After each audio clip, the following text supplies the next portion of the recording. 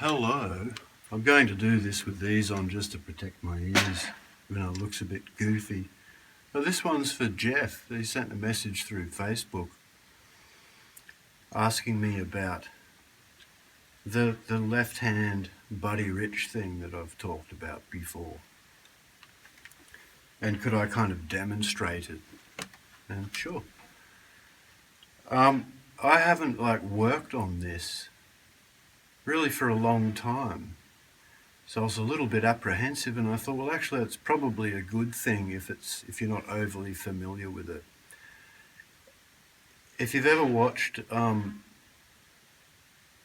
try not to talk too much because I'll go on. If you ever sort of really had a close look at Buddy and his left hand, and this is actually common amongst that period of drummers who tended to play with a snare drum that was angled and up a bit higher, where if you look, they're really further down the stick. And also, Buddy was a little bit more, I guess, over that way on top, not so much this open. You see different trad players have a sort of a variation in where they sit. I'll put Buddy on a little bit more on that sort of top side.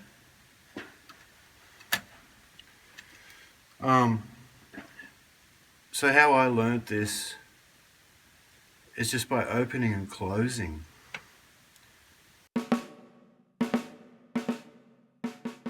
It's just that if I let it go, stop it after 2 beats, and then, but it's this. It's kind of hard to do slow.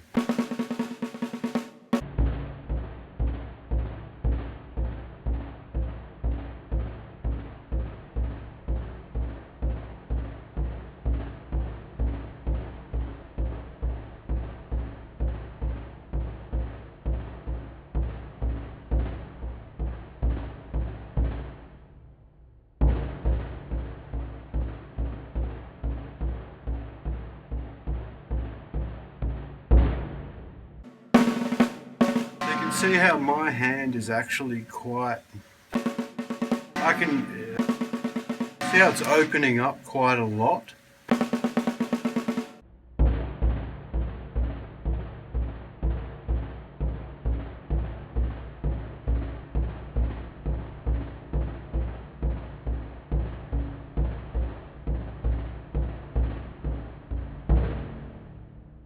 If I shed that for a bit, I can get that to close a bit. It's a bit weak at the moment. If you look at, that's how I do it, but if you look at Buddy, he actually uses this kind of finger push-pull thing with these 2 fingers, which I can't do. And Vinny Colaiuta sort of does the same thing as well.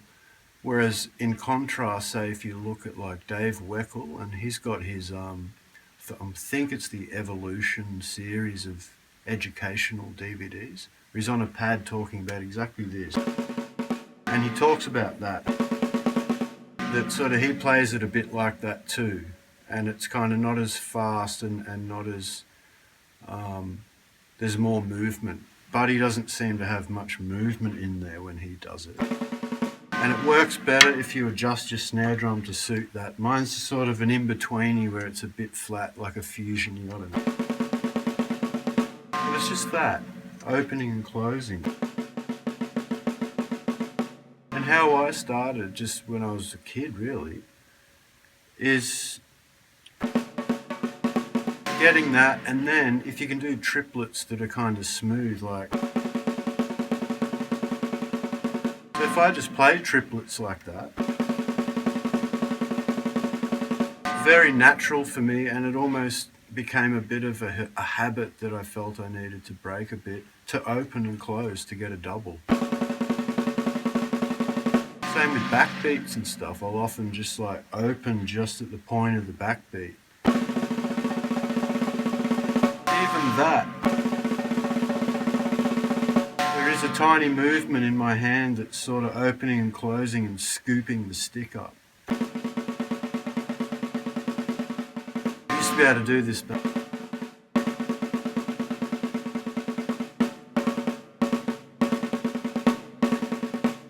so you can get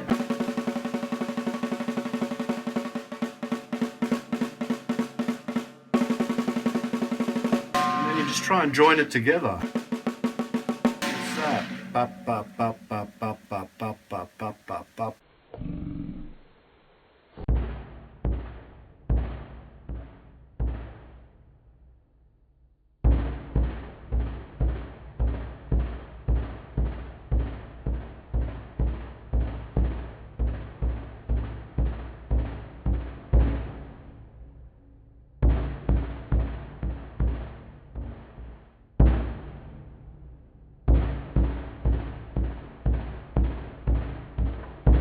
As you can see, you need to kind of shed it a bit. I tend to use it like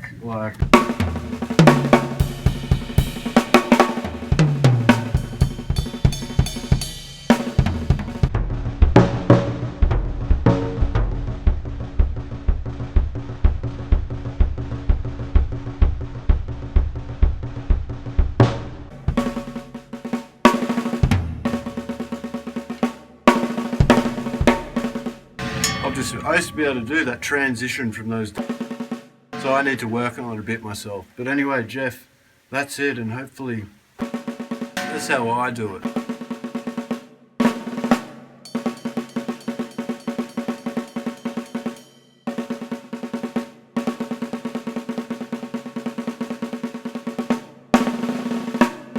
Steve Gadd does it a bit too. But you can watch Dave Weckel's demo, which is kind of similar to that, and you just work on it. And I reckon working on it with the triplets gets this happening.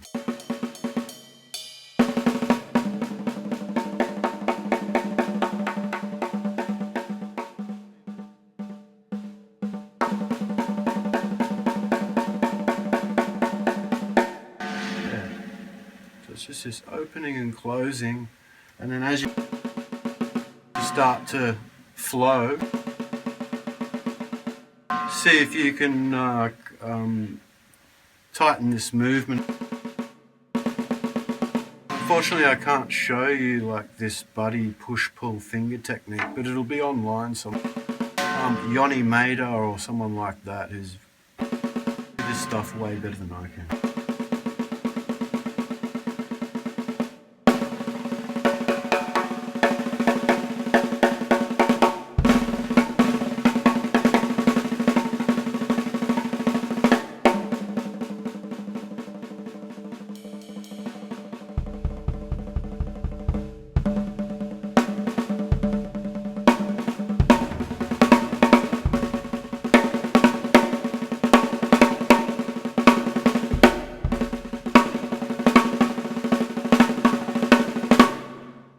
Anyway, I need to work on that myself. Let me know in the comments if that's useful or not. Is the angle okay and you can see and all that stuff? And get in touch any time. Anyone, if any of that's that type of thing, can ask me stuff and I'll just tell you how I do it. Thanks for watching. Thanks for your question.